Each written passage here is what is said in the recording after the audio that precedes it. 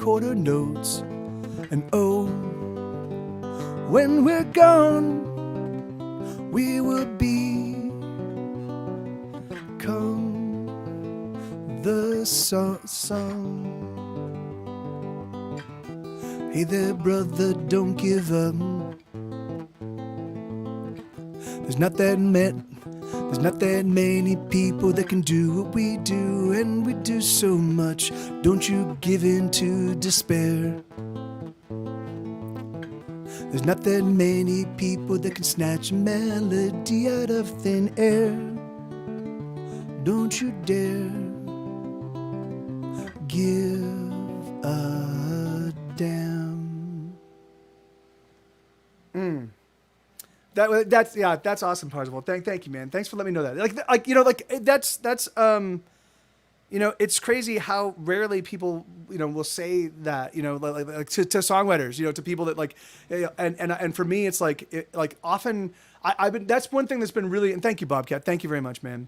That's one thing that's been really very omnipresent on my mind as of lately is, I have so many friends that were amazing songwriters that no longer make music, or they do make music, but they no longer pursue their own material, which was all phenomenal. I came up in LA knowing so many amazing songwriters, and we all hung out and we all inspired each other to write more and to write better, and so it was just became this like big cycle of awesome, and slowly but surely people just started bowing out and started walking away, and when it was for me.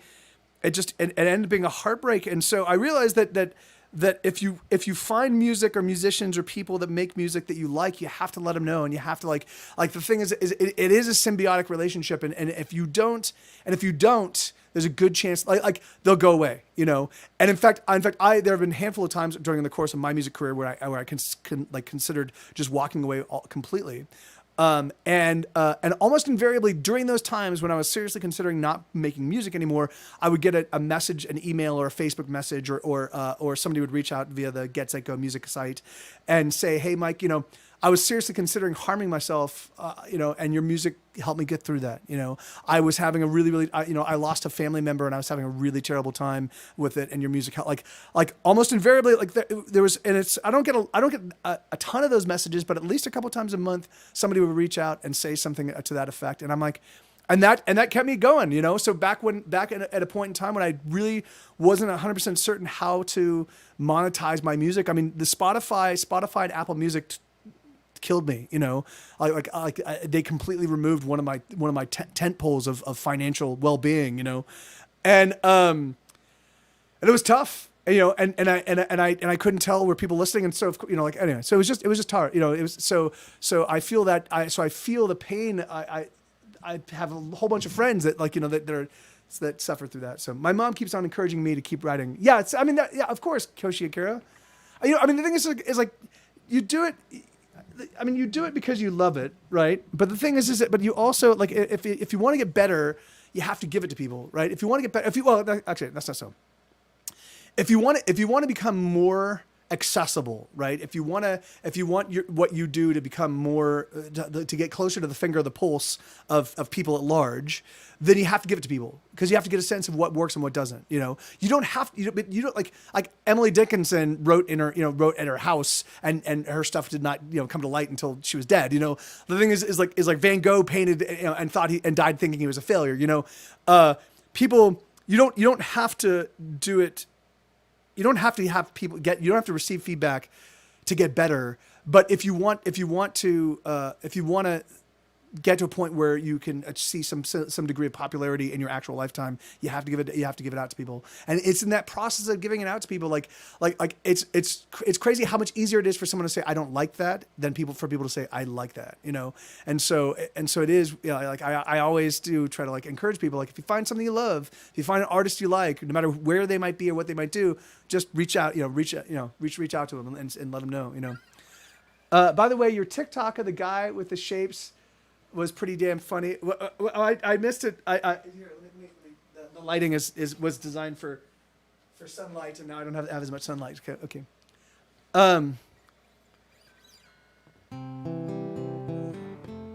You're talking about visual artist, Parzival. And that's great, Kira. And I have encountered a handful of your TikToks that you've shared either in Discord or whatever that have been really, really fun.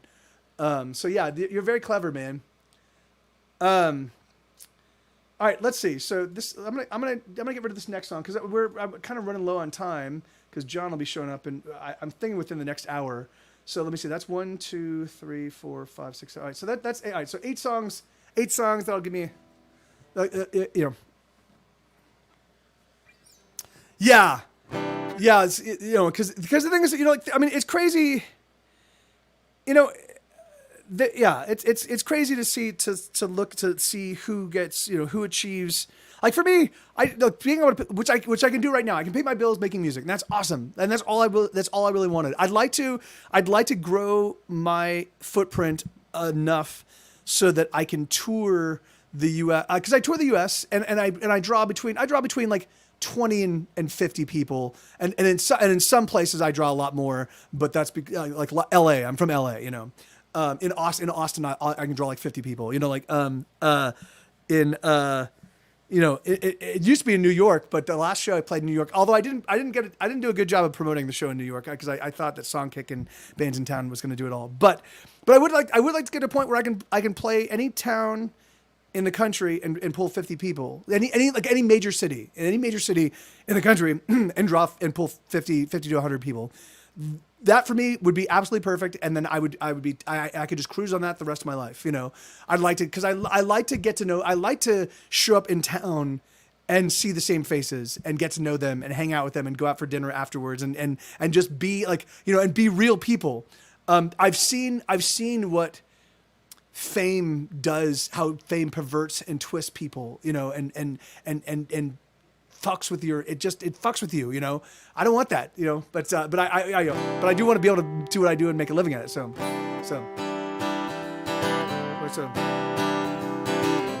wait, I'm gonna play this one in a while. Wait. No.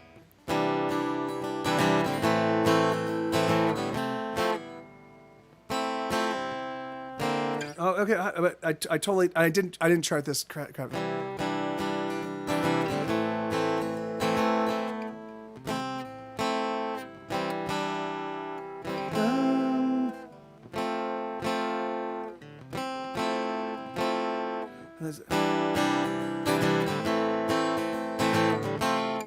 Yeah, I'm gonna have to play this one. I'm gonna have to review this one. I don't remember how to play it.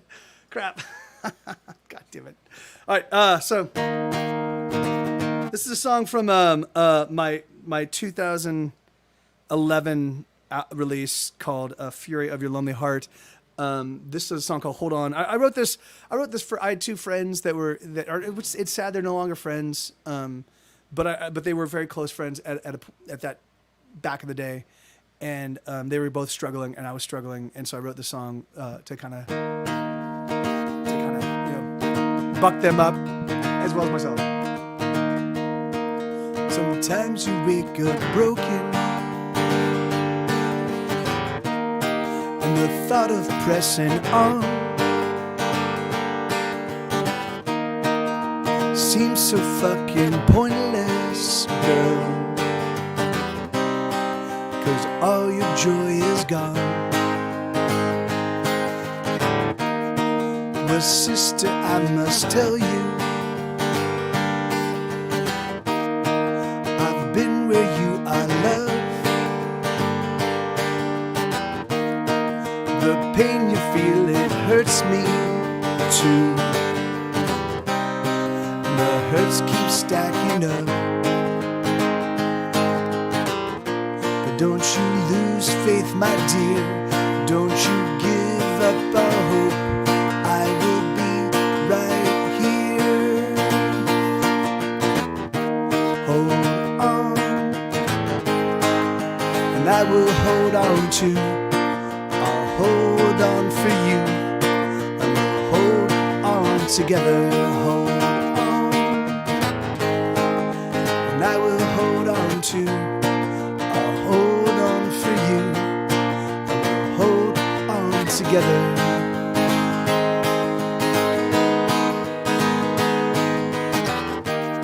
Sometimes you feel unwelcome,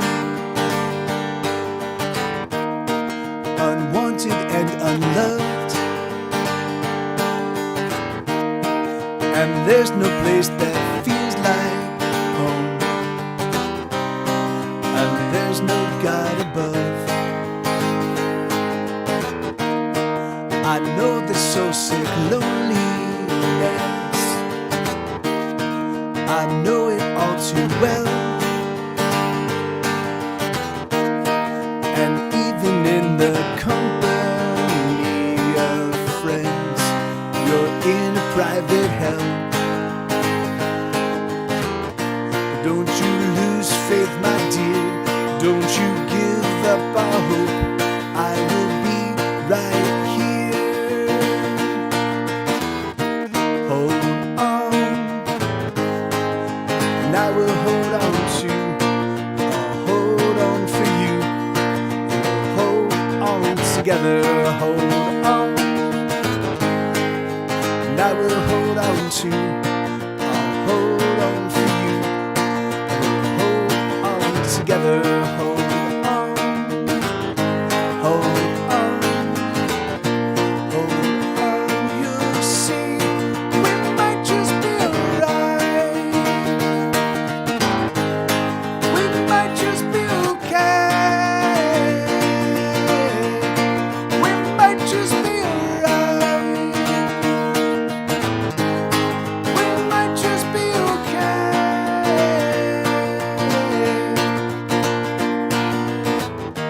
Hold on,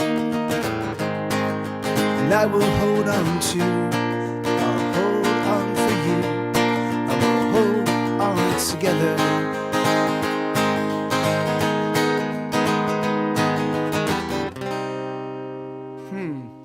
Yeah, so that's a song called "Hold On." Yeah, I'm sorry to hear that, Bobcat. Yeah, what's really funny, man. Beer. I've been drinking beer with a little more frequency lately. Thank you very kindly. Because I was finding that I would buy a bottle of vodka, and I would just drink it fast. You know, I was just drinking too much, and I'm like fucking hell. So I've just been buying a 6-pack of beer on the weekends, you know, or maybe I'll buy one on Friday night and then one on Saturday night or something like that, you know, like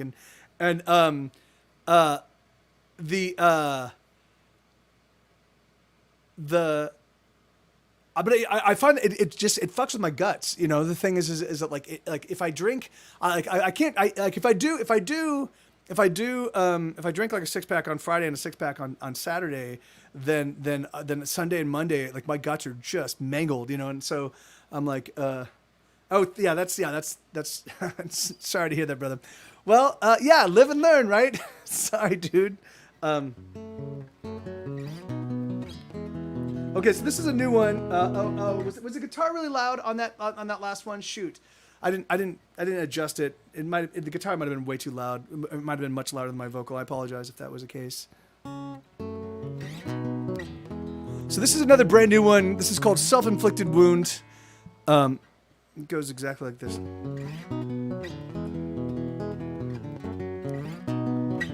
Thank you, Bobcat. I've been drinking way too much. I've been sleeping not at all. I've been finding that the things I want to do are just too tough. I can't scale these prison walls. I don't know where I've been hurt. I can't seem to find the wounds. But I know with every passing day I grow a little weaker. Oh yes, I know it's true. And I wanted to believe that maybe I could find a way to pull myself out of the self-inflicted wound that is my mind.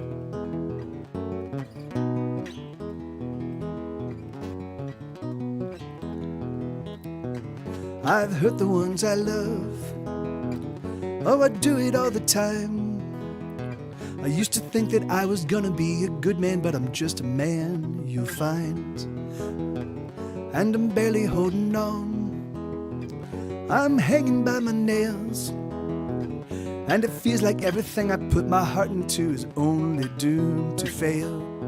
And I wanted to believe that maybe I could find a way to pull myself out of the self-inflicted wound that is my mind. And I wanted to believe that maybe I could try to heal the self-inflicted wound that's become my mind. But whatever. Hey, it's okay. I'm a fucking train wreck. I think I'm gonna stay wrecked. But hey, hey, hey, hey. Oh, I'm gonna hold on. I'm gonna press on. I'm gonna keep on anyway. I've been stumbling now for years. I've been barely holding on. I've been working so damn hard, but I'm afraid that everything I've ever made is just poison. And I wanted to believe that maybe I could find a way to pull myself out of the self-inflicted wound that is my mind. And I wanted to believe that maybe I could try to heal the self-inflicted wounds become my mind. Yeah, there you go. So that's a new one called Self-Inflicted Wound. And thank you, Lenina. And it's so funny, Bobcat. Every now and again, thank you, man. Thank you very kindly. Every now and again, my stomach will get so like upset, like it'll sound like there's a little storm inside, and it'll last for like 24 hours. So I'm trying to fall asleep, and I'm like, shut the fuck up, stomach. What the fuck are you doing? You be quiet down there. Okay. Thank you, Parzival. Thank you, man. Thank you very kindly. All right, let's see. All right, so this is a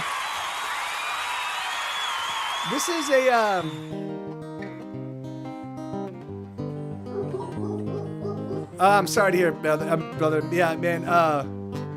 Yeah, I feel for you. That's just the worst. All right, so this song is called "Your Boy."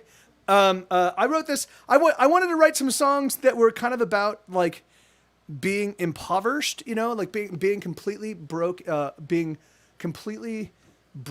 and then still trying to have maintain relationships, still start to try to it's really difficult. It's really difficult if you have no money. If you have no money in your bank account at all, or all your money has been now designated out for rent, or it's really difficult to start up a new relationship, to be like, hey, let's go on a date. Like, how do you pay for that date?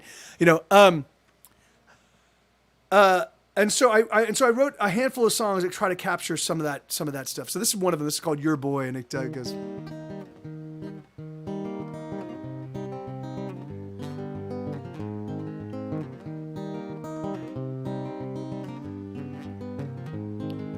I want to pick you up tonight and take you for a ride. Let's make our way to the cemetery and read the names of those who've died. Let's make up stories of the people they'd be if they were friends to you and me. I want to pick you up tonight and take you to the... I want to pick you up tonight and take you to the cemetery. So, won't you go with me? Oh, I want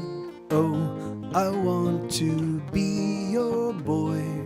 Yes, I want to be your boy.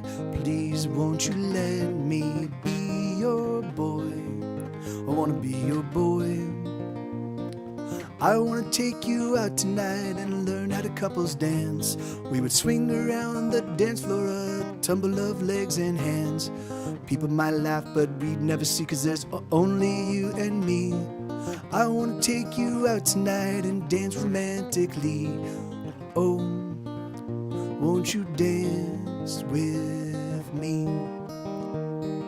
Yes, I want to be your boy.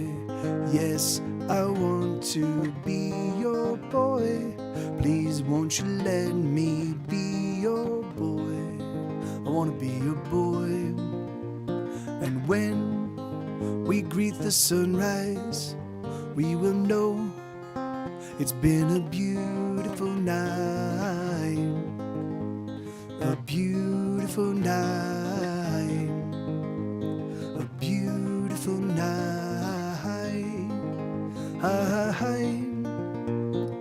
I want to take you out tonight to the top of the tallest tower. Up we'll climb 3,000 stairs to meet the midnight hour. Over the edge we'll dangle our feet as we split a bottle of wine. I want to take you to the tippy top of the tallest tower I can find. Oh, will you be mine? Oh, I want to be your boy. Yes, I want to be your boy. Please won't you let me be your boy? I want to be your boy. Let me be your boy. Yeah. So that's a you know, it's funny. I often don't write songs that are like that that's sweet, you know, like just like that sort of straight ahead.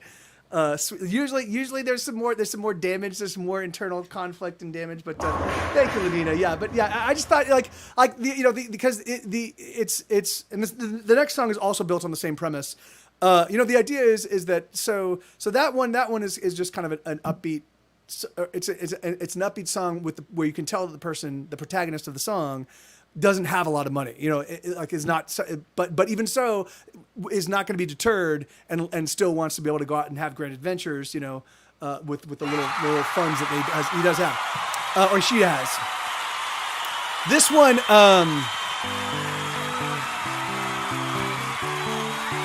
thank you, Parzival. Thank you very kindly, man. This one is this, and thank you, Bobcat. So this one is called "Today's Your Birthday," and so this is about two people that are in a relationship, and this you'll see, but this is again this is an impoverished person kind of dealing with. Well, you'll see anyway.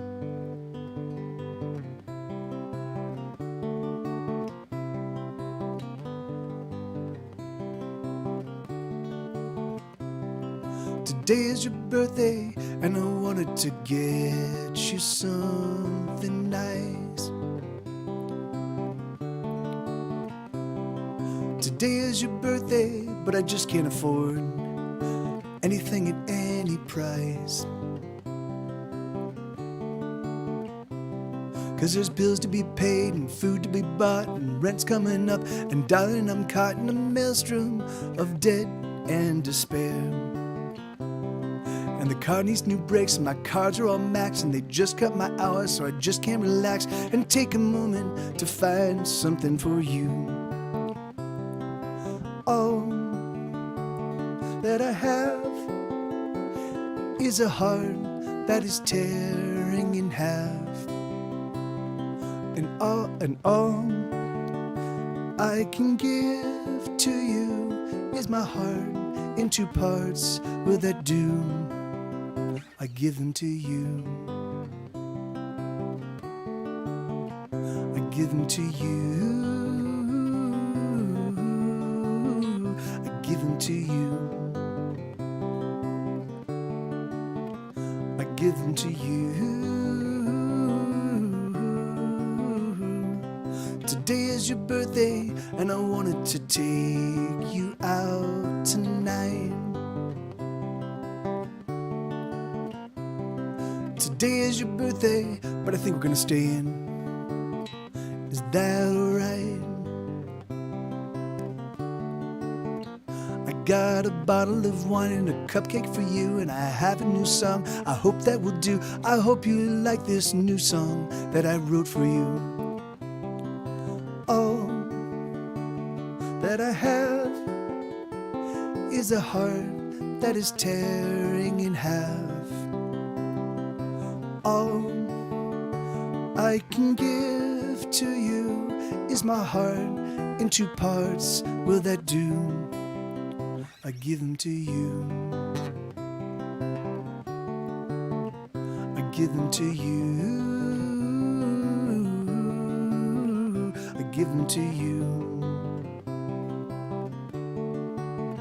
I give them to you. Oh, here we are, you and I have come so far. I hope that I don't disappoint you. Oh, can't you see that the love I feel is killing me? I hope that I don't disappoint you.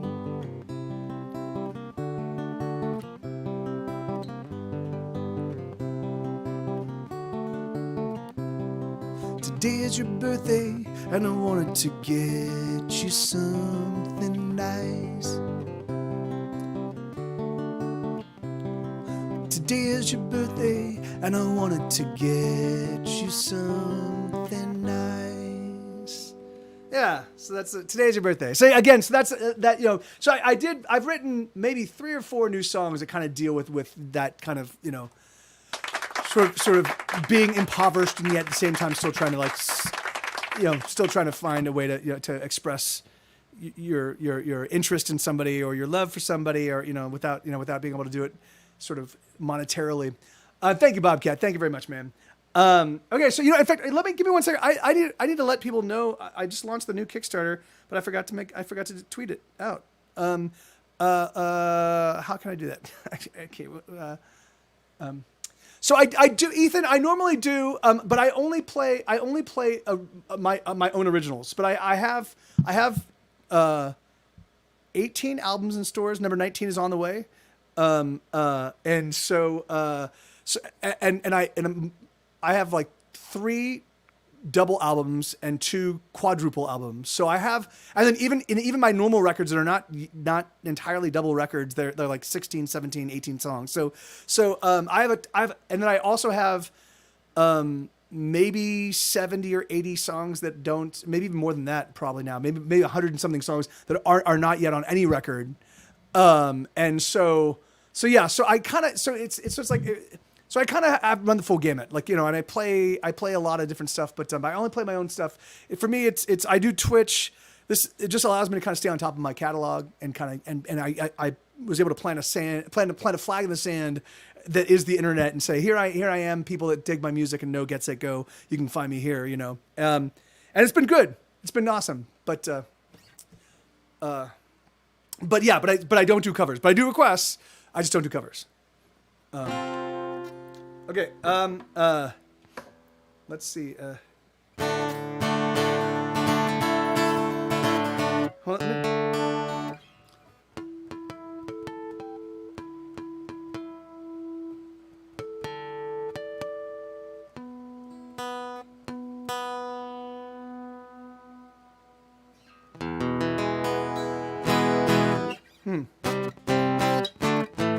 Okay, there you go. Yeah, thank you very kindly. Thank you. I mean, yeah, you know, it's funny, man.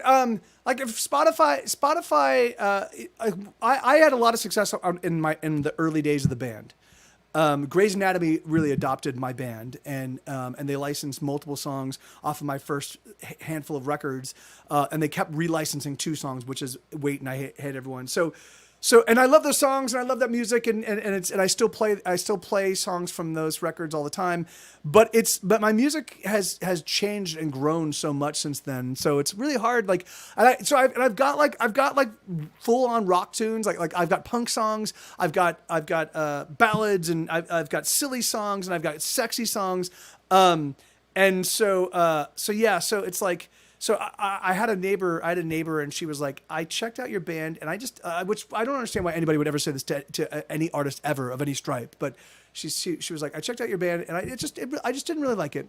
And I was like, okay, you mean you listened to, you explored my 400 and something songs, and you couldn't find a single one that resonated with you? Or did you just listen to the first 2 tracks because those are the only 2 that have million plus plays? Did you only listen to those 2 songs and then make your decision? Because those songs were written and recorded 20 years ago. So for you to say you don't like I'm like, anyway. So yeah, so it is. So if you, yeah, if you go, yeah, I can do it sexy. Well, okay, so okay, I do have lots of, sexy songs. And they are differing degrees of sexy. So, what level of sexy do we want? like, I actually have a song where I have a song. Yeah, I have a song where I actually make sex sounds. You know, yeah, it's called I just want to be your lover. And no worries, no worries. So I do have a song called I just want to be your lover, and that one is hey Sarah, good to see you. But I've got like a.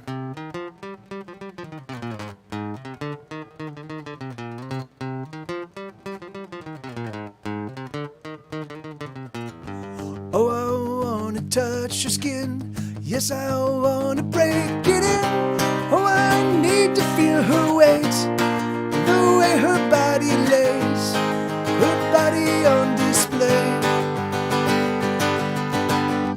Oh, I wanna taste her skin and the secrets deep within, and the flavor of her sex, and the way her body rests, and the way her body aches.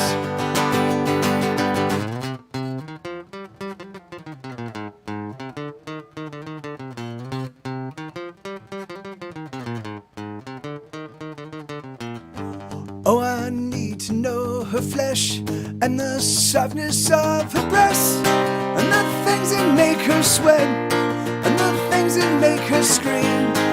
I need to know these things. Ooh, oh, these things I need to know.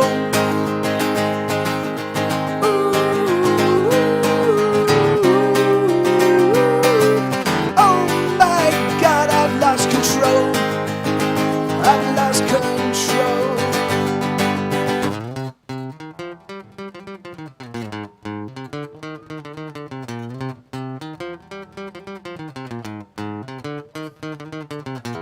I need a fistful of her hair to hold as the two of us collide,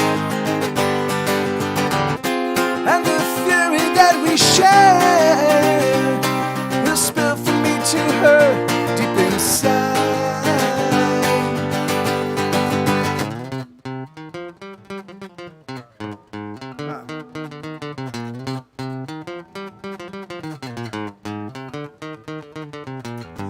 Oh, I want to touch her lips with my teeth and fingertips.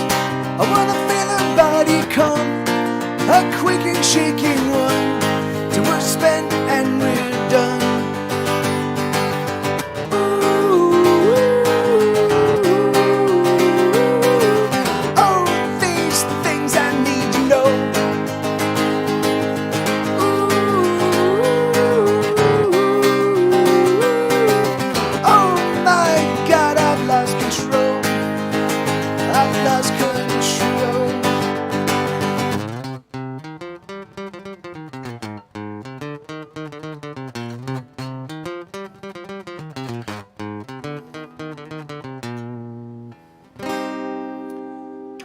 So yeah, and that's sort of like a mid level sexy, you know.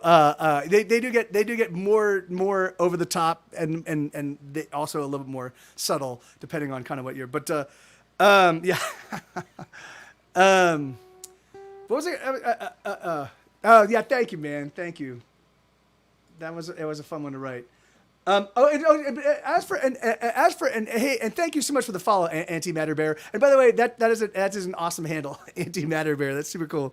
I do. It's funny. I actually have I have a song called "Attacked by Bears," and I have another song called "Don't Poke the Bear," and so I also sometimes I will have in the in my stream title, it'll say "Warning: Bears strictly prohibited." You know, because of the song, the "Attacked by Bears." It like the anyway, but so it's always fun when a bear shows up in the stream. Okay, so what was I gonna? Oh yeah, so this isn't so. Oh, as to favorite songs, favorite songs. I don't ever really have just a favorite song. I have kind of favorite songs that for the moment, like, and favorite songs, like I will have like 4 or 5 favorite sad songs, and I'll have 4 or 5 favorite romantic songs, and 4 or 5 favorite like kind of upbeat anthems, and I'm not really good at ever picking favorites for anything. It's just the way my brain works. Oh, okay, hey, awesome. Okay, perfect. Yes, awesome. All right, great. That's good to know. So Oblio Joe is my buddy John Brownell, who's the fellow I was talking to. So we'll get you sorted out in just a second. Yeah, grab your beer and then we'll get you situated. But let me real quick. Let me just let people know real quick. I think let me.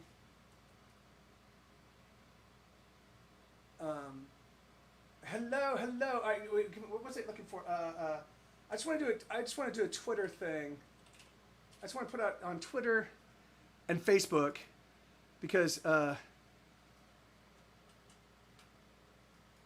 let's do this. Twitter is this okay? Yeah, there. I am. I want to post something. No, I don't want to search. I want to post something. I want to tweet. That's what I want to do. Tweet. I don't ever use Twitter. I don't ever use Twitter on.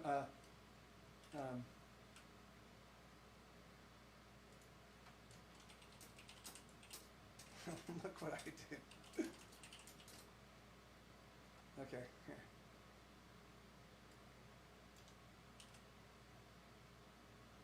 All right, good, awesome. There's that, and then I'm gonna do the Facebook thing. Sorry about this, everybody. I realized I'm like I need to let people know. I intended to have it all set up so that when I launched it, I could just click all of them, and then they all get sent out. But I forgot about it, so I forgot to do that. So I apologize. And then pages, come on, and then pages, get set go, pages, get set go, pages, there we go. Hi, yes. Oh, I have to switch to,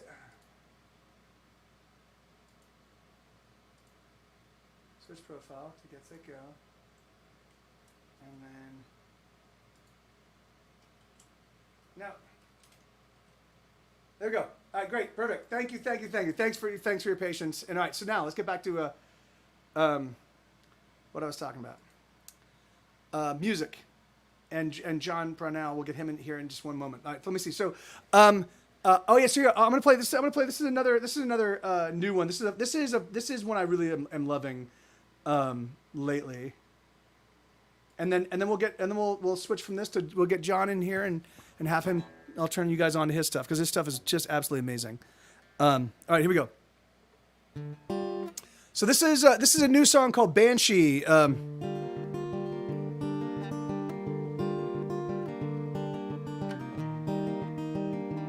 Hey, Ian. Good to see you, brother.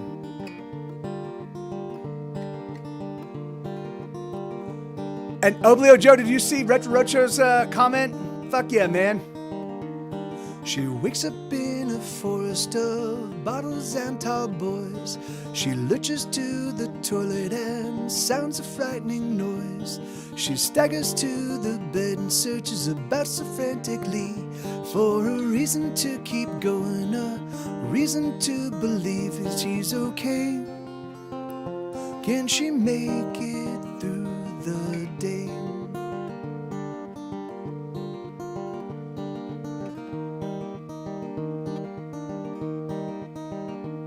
She searches for a shirt that might look like it is clean.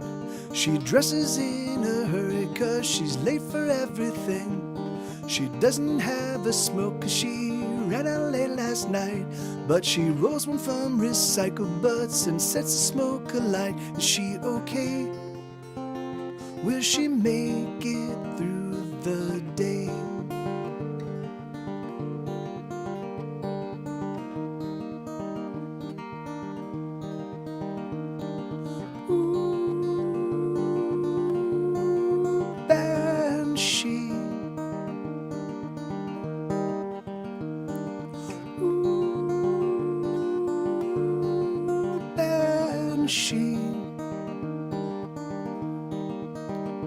Hear her wail, hear her shriek.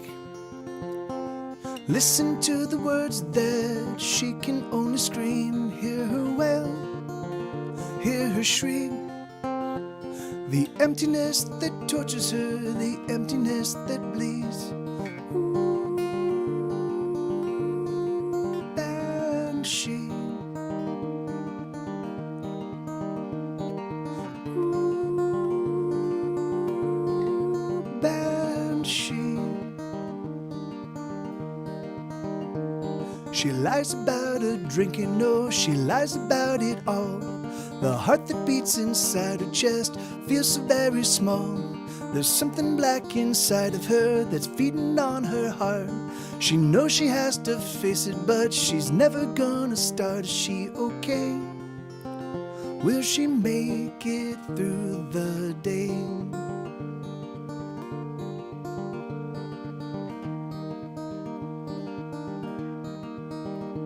So here she sits again in the middle of the night, surrounded by her emptiness, her cigarette alight.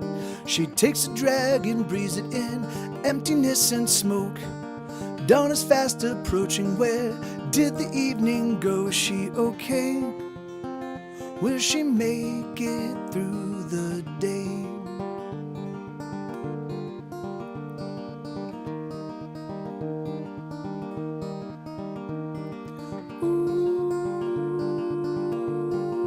Banshee. Ooh, banshee.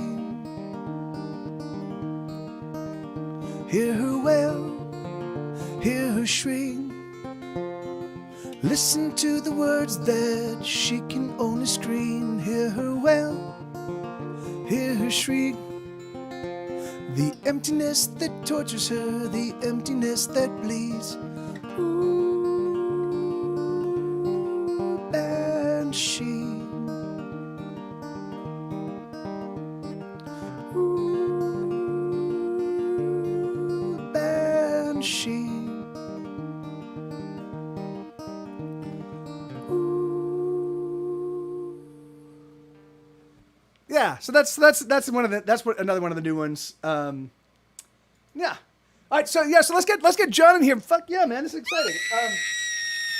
So we're gonna do. So this is my buddy John Brunell. He is a phenomenal songwriter, and he put out an album. And it's funny because it kind of flew under my radar. I didn't realize, and I was like, and of course, but what I do is I'm constantly checking up on my friends on Spotify just to see kind of who's doing what and what's happening. So I'm like, oh my God, John has a new album. And I listened to it and it was fucking amazing. And I'm like, what the hell? And the thing is, it was it's woefully criminally underappreciated. And I'm like, fuck, then I gotta do what I can to help spread the word because it's fucking amazing. So what we're gonna do is we're gonna get him. I'm gonna give him a call. Hold on, let me pull up Discord.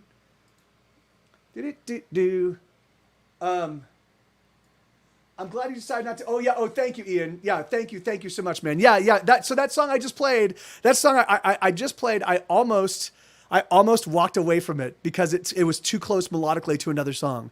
I basically with some minor note variation, it's basically note for note very similar to a different song. Now the very strange thing is because it's put over different chords, it feels very very different.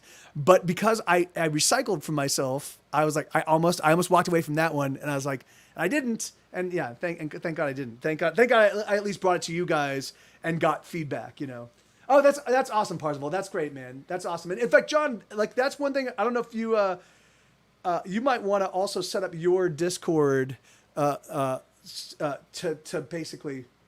You might want to put together your own server, is what I'm saying. Like the John Brunell server, so you can have people hop in and stay in touch and figure out, and learn all the things that new and interesting that are happening with you. All right, so here we go. So there you are. I'm gonna give him a call real quick. So start video call. Ba-da-doom, doom, doom, ba-dooba-dooba-doom.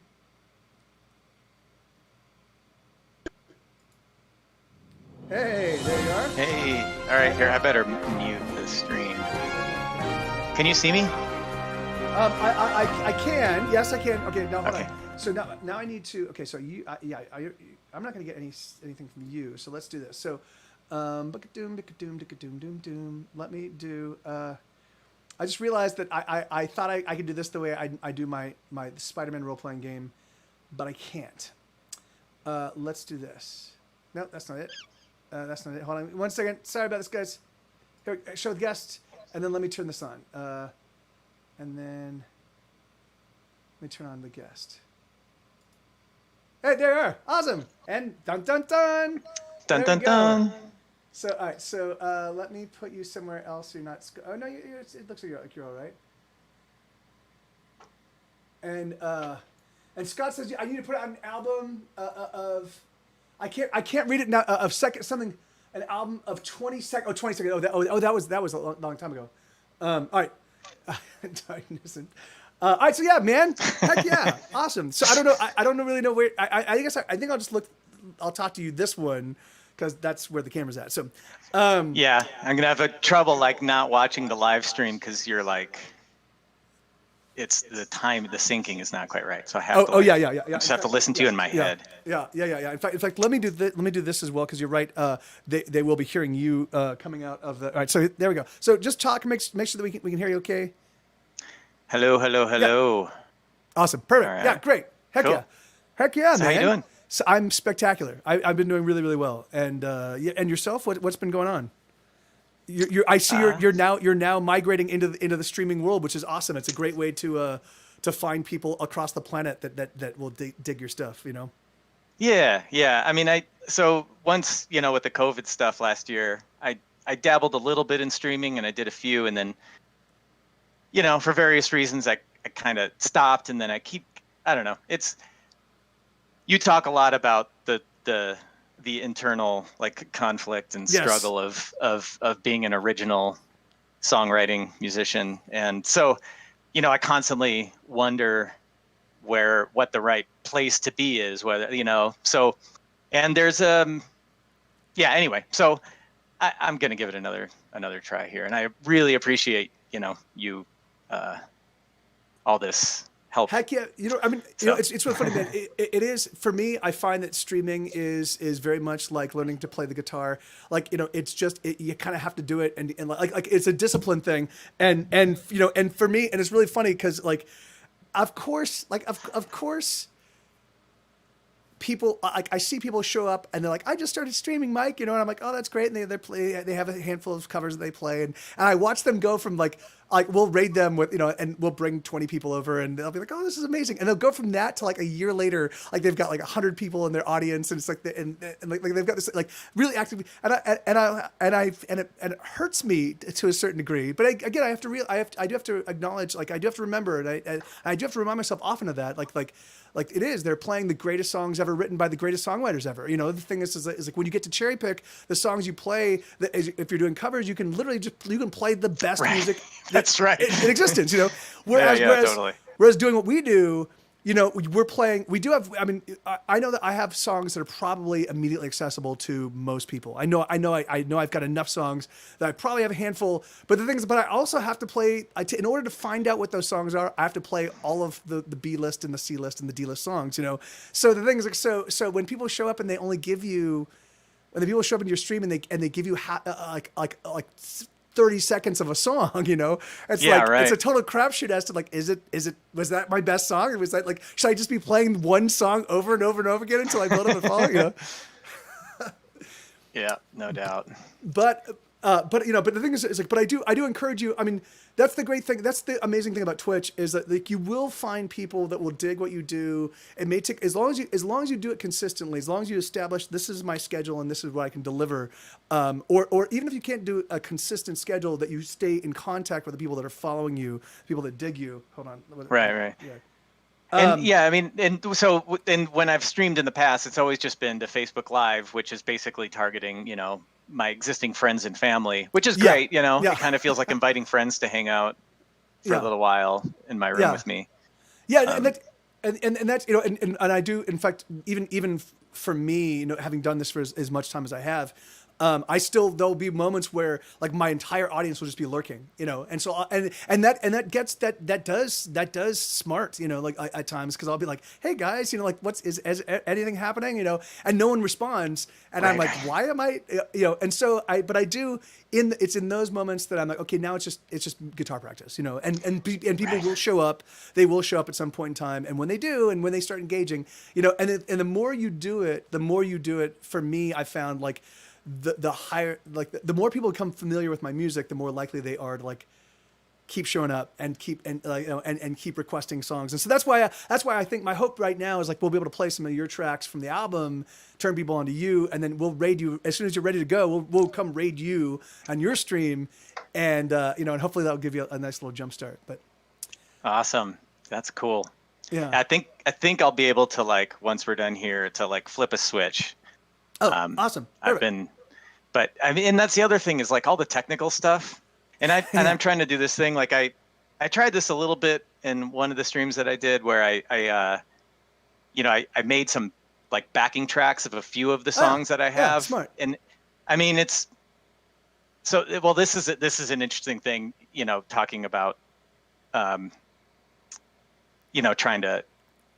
to whatever, feel your way through this. It's like, it's so easy to take things personally when you're doing this stuff. So so there was a show that I did, a live stream show like in the middle of all the COVID stuff that it was one of these things where like they were streaming. It was a bunch of bands primarily in Montana, and they were doing like an all day long thing where like one person would stream and then they'd hand everybody off to the next stream and then hand everybody off. And it was, promoted a bit. And I was pretty excited to like, have something where maybe I would get an audience that's not normally listening to me. And so I decided to do this thing where I was going to do like, an acoustic song and then do kind of a funny, like, or fun, whatever, play with my backing tracks, like I'm playing with a fake band and then doing one of my acoustic songs and kind of going back and forth. And I like spent a lot of time working on this and getting everything just right. And I was so excited. And just as I was about to play, somebody kind of made fun of me for using backing tracks, and it just got into my head. And for the rest of the show, I went from being like super excited to like just this total like, just soul crushing doubt of like, oh yeah, God, what am I doing? This is so dumb. It's all so dumb. And that's oh, go ahead, sorry. It got into my head. It got into my head for like months, Yeah, and I'm so sorry because and again, like that's the crazy thing that I don't think people realize is that like it's so easy to say negative things, in fact, it's so easy for people to be like, oh, I don't like this, and like okay, if you feel anything negative, like doing what we do, particularly when you're live streaming, like live streaming is a very completely different experience. Like now it feels very normal to me. Now I'm like, oh yeah, I feel like there's an audience. Like I can feel when there's like when people are engaging, and like I'm like, oh, I know my audience is there. Where when I first started doing it, I'm like I'm playing in an empty room. Yeah. And and I mean, do you remember that? Like how weird it is to finish a song and it's just dead silence. Yeah, and there's like, no well, response. I hope people can hear. I hope like everything comes. It's a weird feeling. Yeah, dude, and you see Eric Summers says, I find the best defense is naked contempt from one's audience. Yes. I like that. I'll try that. That's so funny. Like Eric, he's not. That's not a joke. That's not a joke. Like it's so funny. Eric used to go on the Warpath. We would get reviewed. People would review our music that obviously didn't understand it. Like they wouldn't read the liner notes. Like we're sending out these CDs, and someone would call the viola, which Eric plays, which it says right in the liner notes, viola. He'd call it a cello, and then Eric would find them and excoriate them, like and literally just get these like these so he's it's so silly. So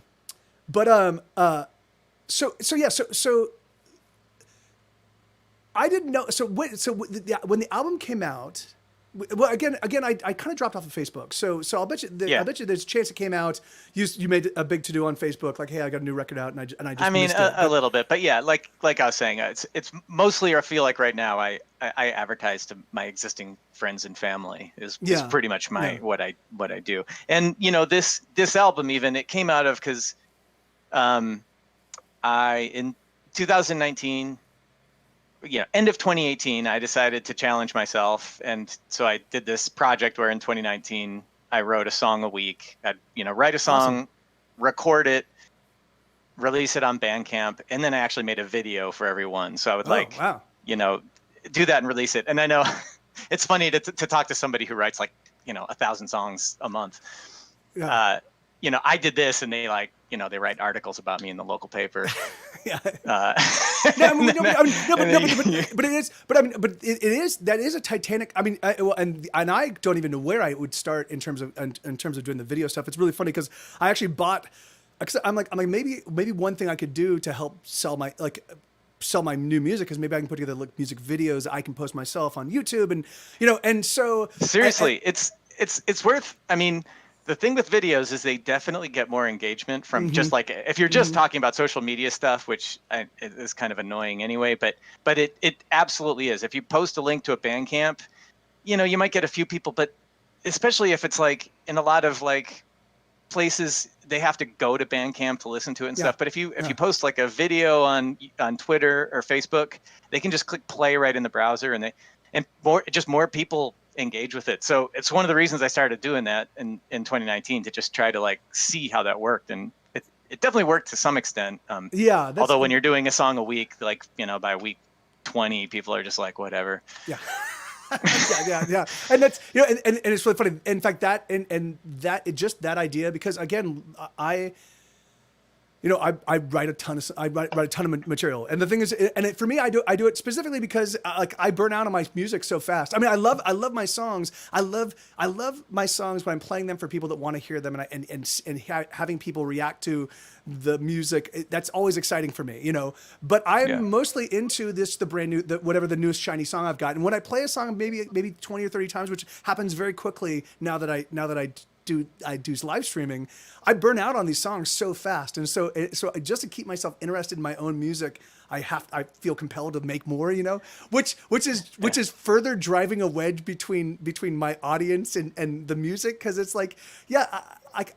even the people that I loved. I mean, I don't know if I could deal with 2 songs a week, but even like 104 new songs by even a band I loved. I think that how can I possibly digest that, So right. It's a lot.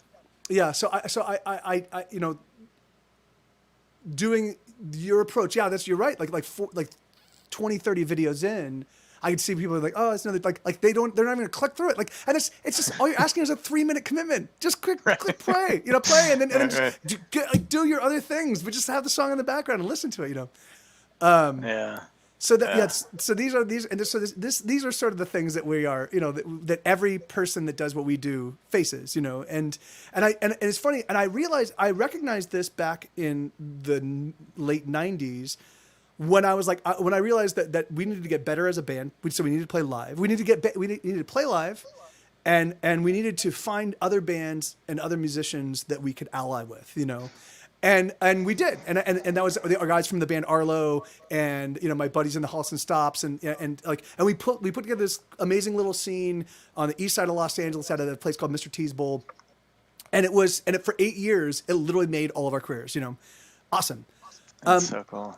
I had tried to do that. I tried to do that here on Twitch with well, actually that's not so. When I first started doing Twitch, I didn't have to do that because that all for one for all perspective was already very much alive and well in the Twitch music community, and so it was awesome. So I got to just sit in, pop up and play and be embraced and be accepted, and we'd go to TwitchCon and we'd all hang out, and it was instant friends. Now there's so many Twitch streamers, there's so much music, there's so many there's so much white noise. I feel like it's important for me to identify people that are kindred spirits, particularly people making original music, and band together. The thing is I think it'll do everybody good just to be we are the bands and we are the performers that do original music exclusively. Yeah, and we are a very, very, very rare breed, and that's great. So that does, I mean. It does mean that the engagement the kind of engagement people have with the music is very different than, like, again, because when you go into any other music stream, you can ask people for their song list, and it's going to be the best songs of the best bands that fall into the genres that they love. You know, we don't have that luxury. You know, like you get our good songs and our bad songs. Like the more you write, the better your bad songs become, and the greater your great songs become. But there still are songs that, like, you know, they're deep cuts. You know, and they're still valuable. You know, so. But yeah, so do we want to play a couple tracks from your new record? Sure. Which came out in 2019, so it's not new, but you know, but to everybody here, it's going to be new, and it's an absolutely brilliant record. So what song? Do you think we should start off? Oh, hold on, sorry. How about Hidden Hand? Hidden Hand. No, that's an awesome track. Okay, so here we go. So this is John Brownell's. So again, you can find. We're going to throw a Spotify link. So if you're on Spotify, do you have an Apple Music link as well? It's on. I use that DistroKid, so it's on all of them. Yeah. Or do you have? And I like Bandcamp too, because Bandcamp is. Yeah. I love Bandcamp. Bandcamp gives the best split, you know, financial split. So I'm a big fan of Bandcamp. But here we go. So this is a song called Hidden Hand. It's John Brownell. This is the album came out in 2020. 14 songs. It's absolutely amazing. This is track 2 off of that album.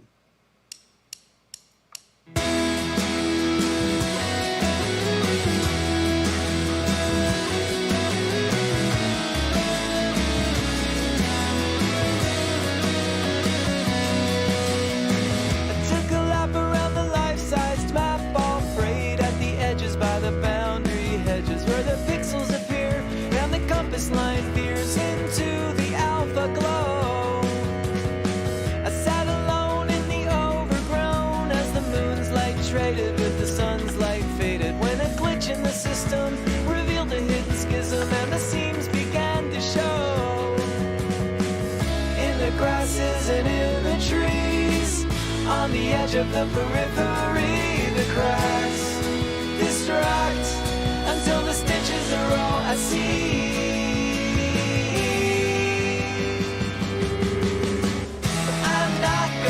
About it anymore. Just want to sit and watch the way this day fades from the display as the hidden hand traces the rays, as the hidden hand traces the rays.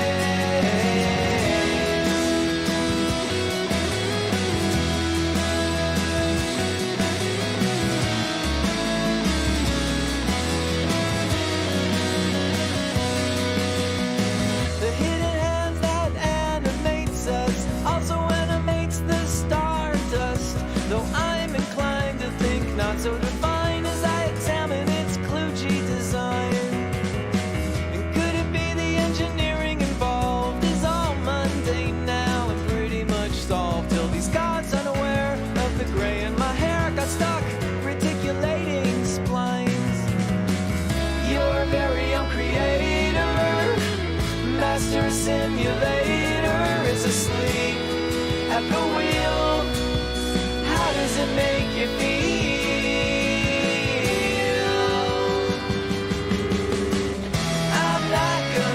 About it anymore. Just want to watch and mystify the skies reflected in my eyes as the hidden hand renders the light, as the hidden hand renders the light.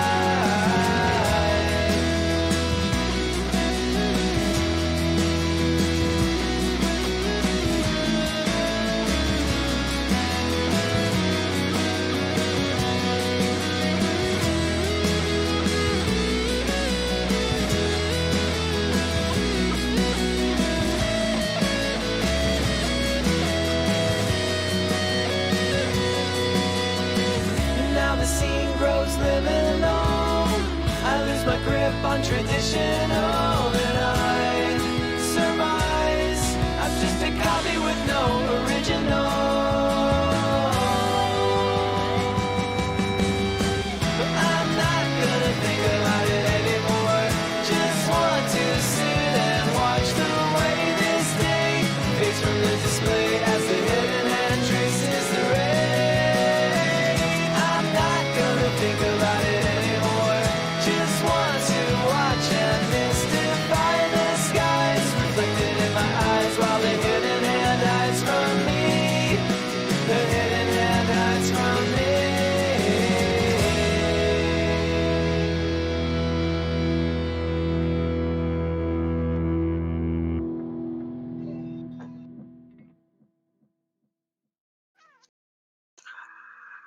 Yeah. No, hold on. No, we got something. Hold on. We got that. So, yeah. So, all right. So talk to us about. So amazing. Like, okay. So that's what I'm saying, guys. And this is the thing, right? So this is the really difficult thing about achieving momentum as a band, right? Or achieving momentum as somebody that puts out something like is you.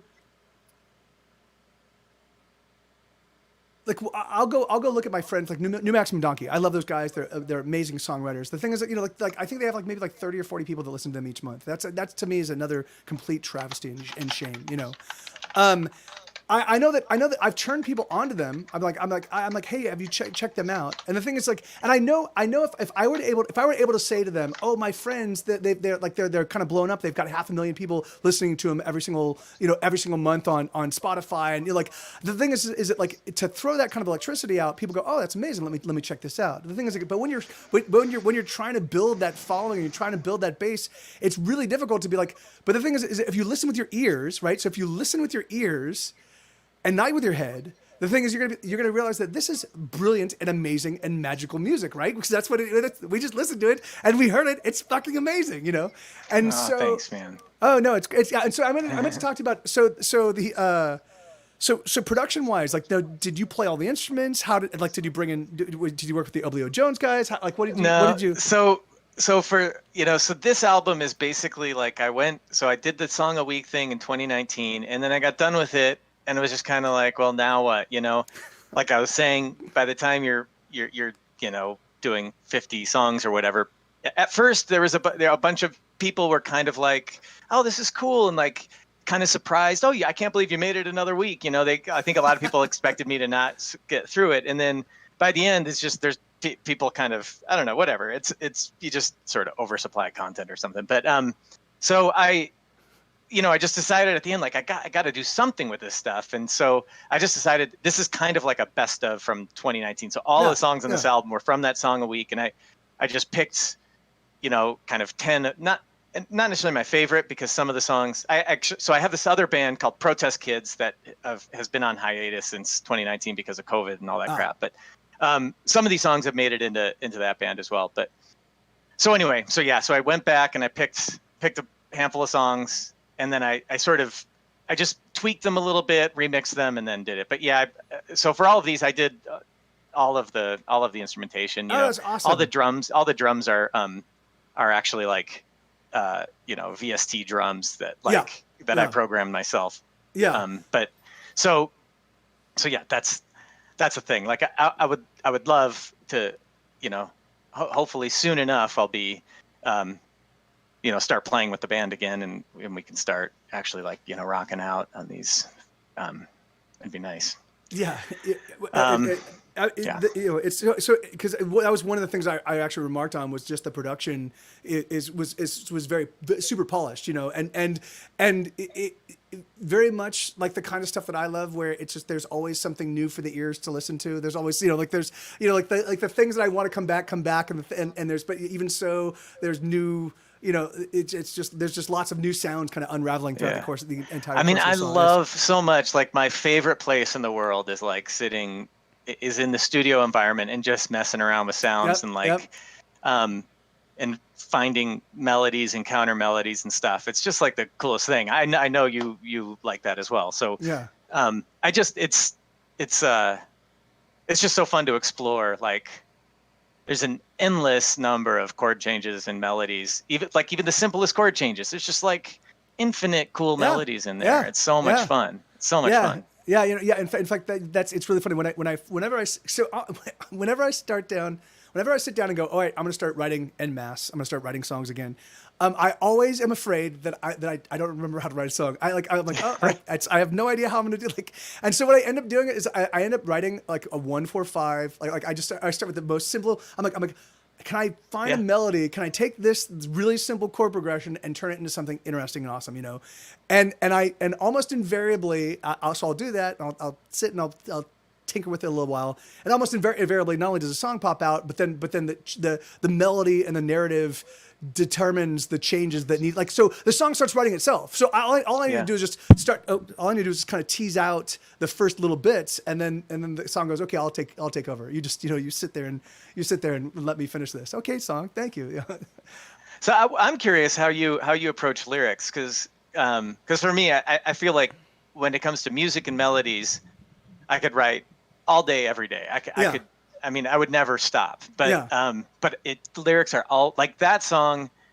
I had the chords, and I knew what the melody was going to be. I knew everything. I knew what the harmonies were going to be, but I had no idea what the words were going to be. Literally until like the last night of the week, right? When I'm like, I have to, like, deploy is tomorrow. I have to put this out. Yeah. And it always feels so hopeless. It always feels like I've written my last song. Like there's no more left. And so for that one, I just kind of, I forced it. I had been talking to somebody about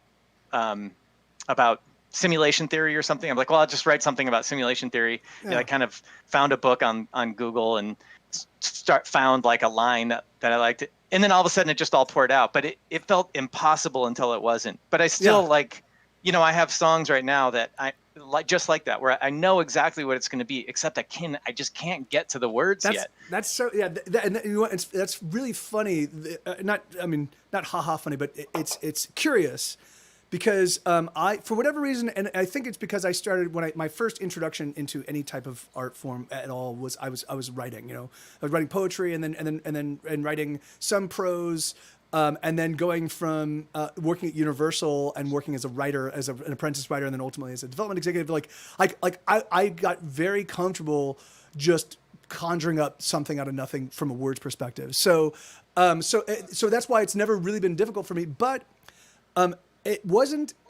I used to write, it wasn't until Go to the Mattress. I had a handful of songs that were, for me, very much like transformative songs, where I realized I took risks and I wrote songs and put lyrics in that I wasn't comfortable singing in front of people, or even saying, and or they were embarrassing, or they were just scared. Because Go to the Mattress is a song about an abusive relationship where both partners are physically beating each other up, but it's told from the perspective of the guy in the relationship. So the thing is like, if you're any type of decent human being that's a man, the first thing you learn as a kid is you don't hate girls, So I put it from that perspective of the guy in that relationship. So because I was trying to understand how, because I had two friends who were in that relationship, and I wanted to understand how it was, So for me, it's always like, once I find the idea, so I usually have, like, on my phone, I have a whole thing of just ideas after ideas after ideas, and so when I sit down to write, I usually have the idea of kind of what I want to write, and then I'll hunt around for the opening chord, the tonic. But often it's not the tonic. Like, for some reason I write weird, but I'll find that opening chord and be like, oh, that's the chord that sounds to me like it's speaking to the message that I want to write. And then I start teasing it out, And so so it's usually the melody and the melody and the chords and the chord progressions are all developing at the same time the lyrics are. And so, almost invariably, I find a lyric that I can sink my teeth into. So it often is the chorus, but sometimes it's not, and I find some lyric that to me feels right and just resonates and hits, like, it's got to be like a gut punch. And then I'm like, all right, this is it, and we're gonna do some more music in just a bit, Parzival. So let's And so Retro Roadshow says, music is so much like alchemy. All of these abstract, seemingly unconnected concepts coming together to make an entirely new thing. And like alchemy, no one ever finds perfection, but there's so much beauty along. Yeah, and that's exactly right. Like it's funny. Yeah, absolutely. I think that I'm like, that's one of the heartbreaks for me, is because I peaked at my second record, and ever since then I've just been I've been chasing the success of my second record. I have 18 albums in stores, it's crazy. because I feel like my songwriting only gets better. It only improves. But I also realized that like it's sort of a blessing that I don't like. It's so far removed, that success, that I don't have to chase it. Like I don't feel I can just be comfortable writing what I'm writing and doing what I'm doing. But again, I do think that stuff like this, like I think that by building interconnectivity with other people that do what I do is going to be good for the future of my music and also the future of theirs. So that's my thinking. But let's do another track. What should we be? How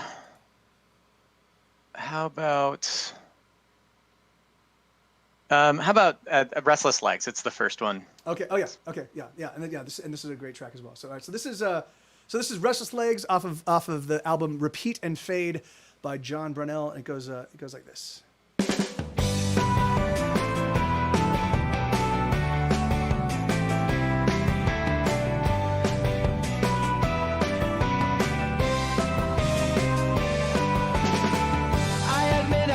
Charmed life, acting like my shit don't stink, and I like to think I live in harmony, though oftentimes I feel so out of tune, out the outside when the fair black sky amplifies all the reasons why these lonely bones keep clattering on and on like an automaton in the middle of the night when I've got restless legs.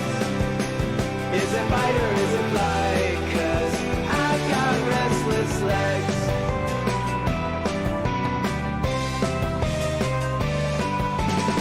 It's late eve and I grieve as I reread the transcript of my own testimony.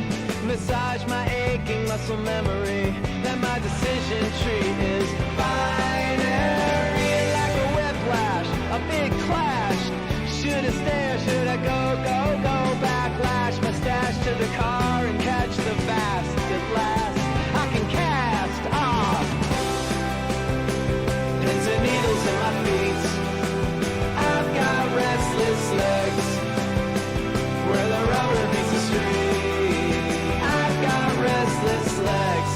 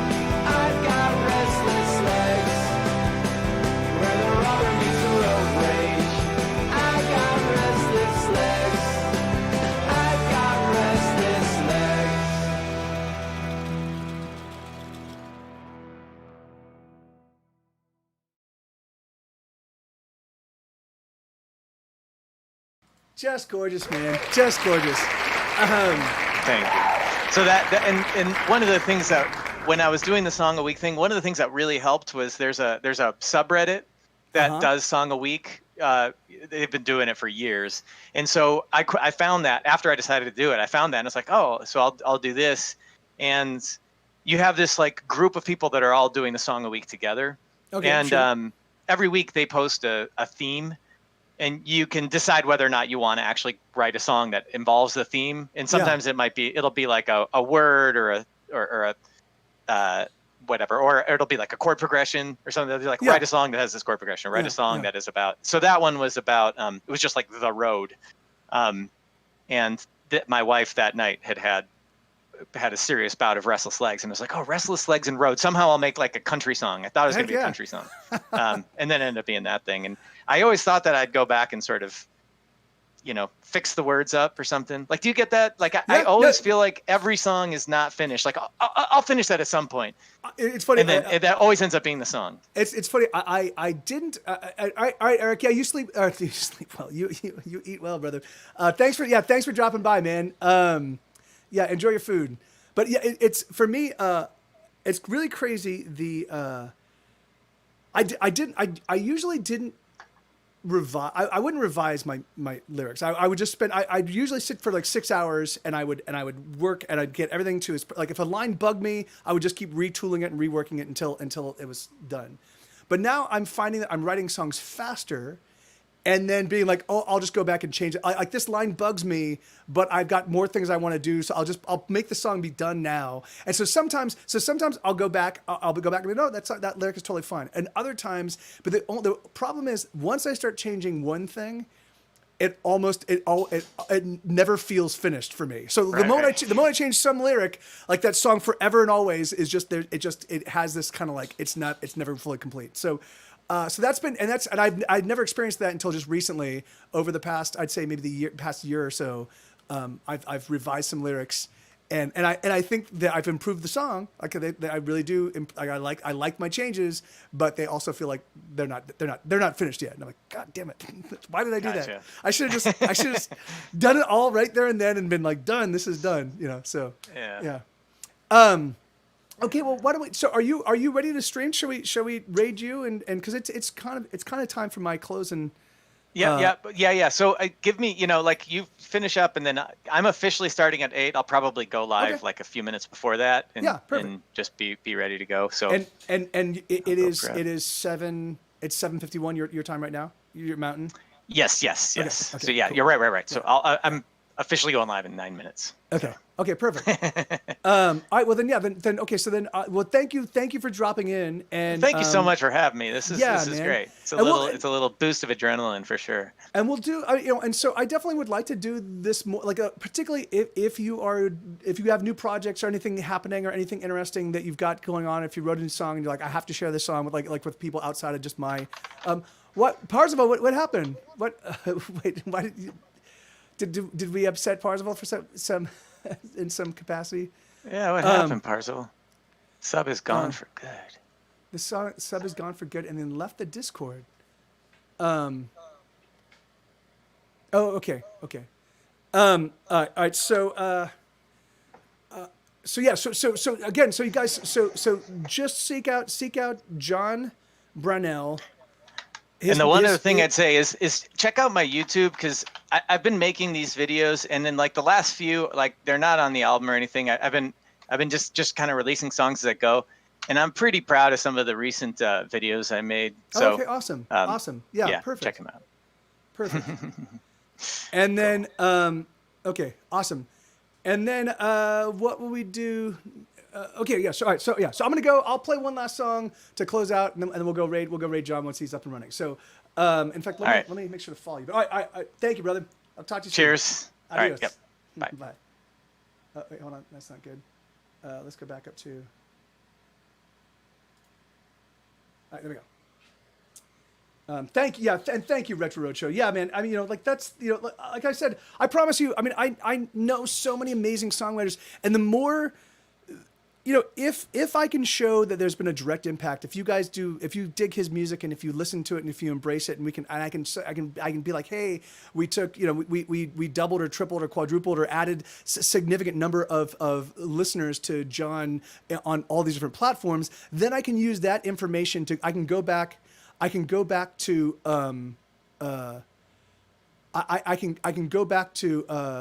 my other amazing musician friends and be like, hey guys, this has been working for them. Do you want to come on board, get involved, And my hope is I can slowly but surely maybe coerce a handful of my songwriter friends that have been sort of like off, that no longer make music or don't make as much music to maybe get back up and running. So, that's John's. Yeah. So great. Awesome. I love you guys. So I'll do one last song. I'll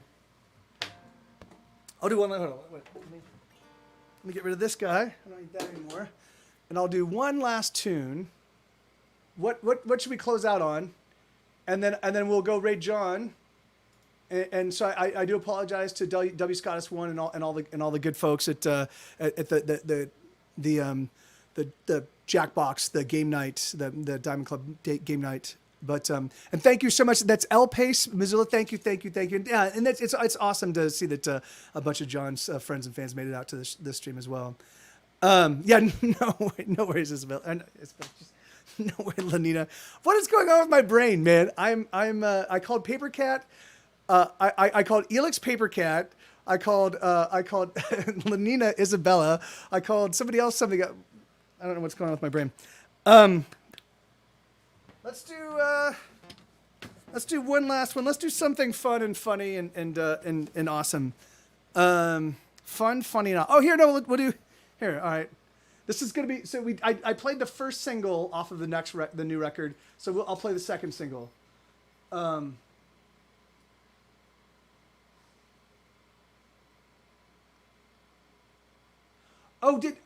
Parzival, did you sub, man? Did you sub and did I miss it, brother?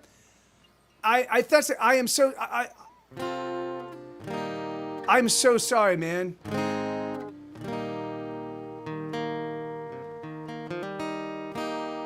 Yeah, I'm sorry, brother. Yeah, like I often miss those kinds of cues in my stream. I really do apologize, brother.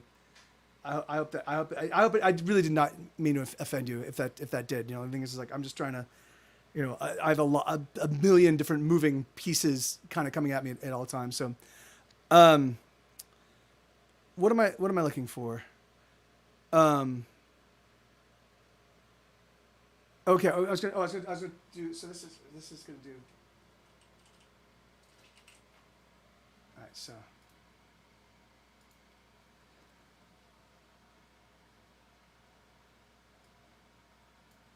Okay, so this is no. Let's do here. We'll just do this. We'll do this song.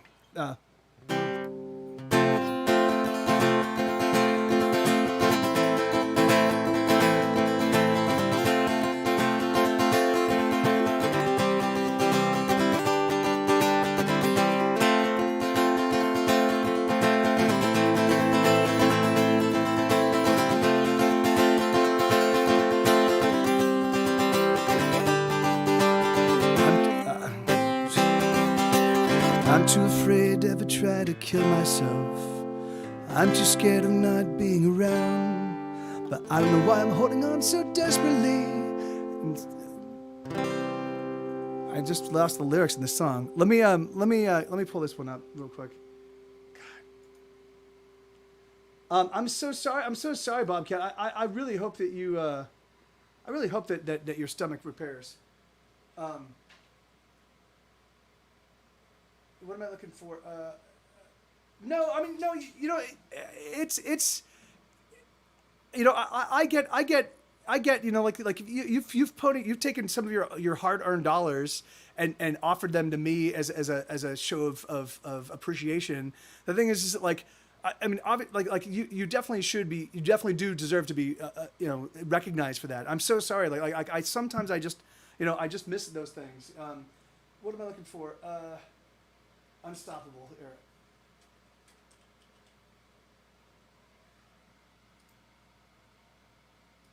It's funny because I did very much deprioritize money in this stream. Like I used to have a little donation button and stuff like that. And I realized what was happening was I would if I made money on a stream, it was a good stream, and if I didn't make money on a stream, it was a bad stream. It started to confuse and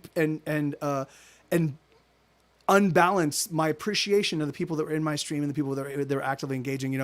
And so I just decided to completely eliminate it. And so what happened was, I often don't. So when people follow me or when I get like these alerts, I don't prioritize them as much as I used to, because the thing is like I don't think of Twitch as a vehicle for me generating revenue, So anyway, but that's and it just happens, man. It's not personal. Yeah, people just miss things from time to time, especially when but even so, I do want to acknowledge that like I do appreciate like the thing is that like yeah, man.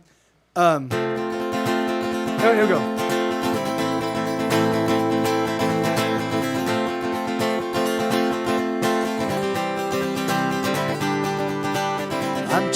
afraid to ever try to kill myself. I'm too scared of not being around. But I don't know why I'm holding on so desperately.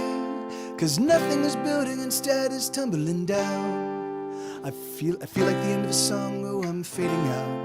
Certainly once everyone sang along, but the last refrain was oh so long ago, and no one cares for a song gone on too long. So let's say goodbye.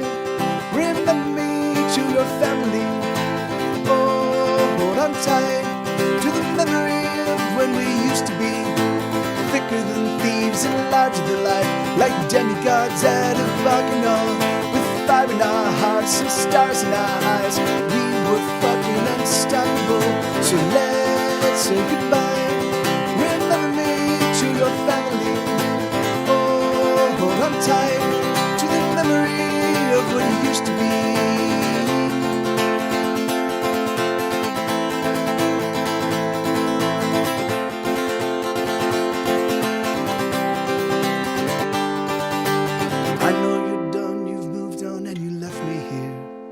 But sometimes when you see me, oh, you smile, and you think to yourself, at least he's still fighting the good fight. But I'm here to say you can go straight to hell. So let's say goodbye. Remember me to your family. Oh, hold on tight to the memory of when we used to be thicker than thieves and larger than life, like demigods at a bacchanal, with fire in our hearts and stars in our eyes. We're fucking unstoppable. So let's say goodbye. Remember me to your family. Oh, hold on tight to the memory of what used to be.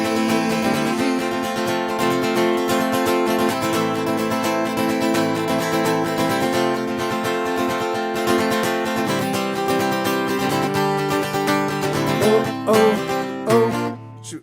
I just lost it. I just lost the chorus. Hold on. My fire will never go out. My fire will never burn down. I'll sing it again, I'll sing it out loud. Oh, my fire will never go out. My fire will never burn down. I'll sing it again, I'll sing it out loud.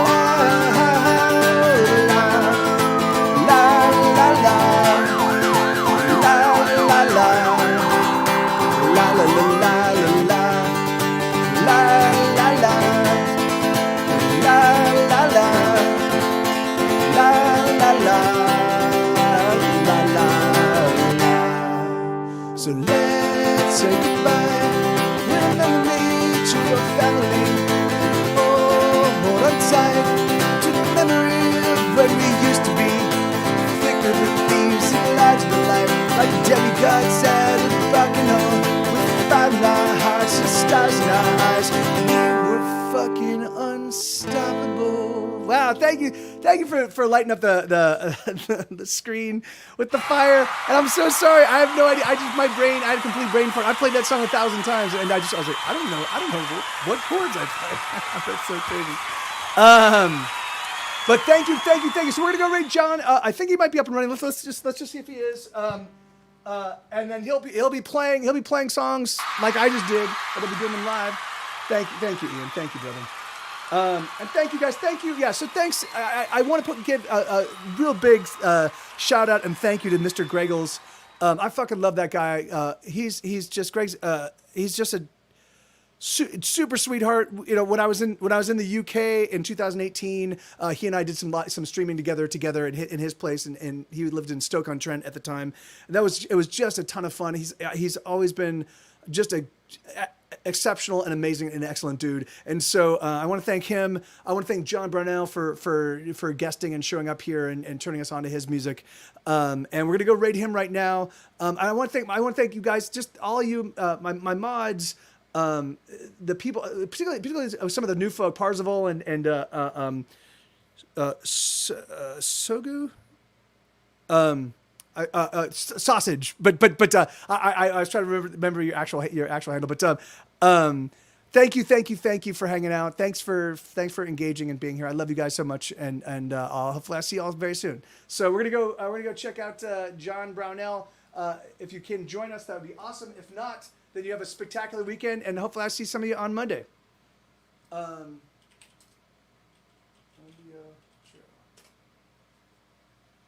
All right. Boom, ba-doom, bang.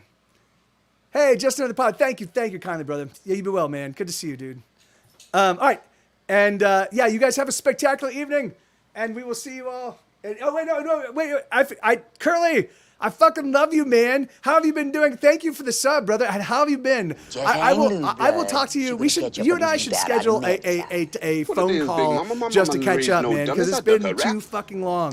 I know the whole world got shut down because of the plague, but if you guys don't know, Drunk Kids Gaming, Curly has been streaming here on Twitch for 1,000 years. He's fucking fun and funny and brilliant, and he plays a ton of games, and he plays he'll do like. I'm gonna play all the Mario games, and he'll play all the Mario games, every single one, in order. Or he'll be like, I'm gonna do all like the Doki Doki Literature Club, like the visual novels, and he'll just do a month of that, or he'll do a month of like something else, and it's just he's always on the new gaming tip. But he's also super fun in his community. We do share a lot of hey, so you're vaccinated. Fuck yeah, man. Thank you, brother. Thank you, dude.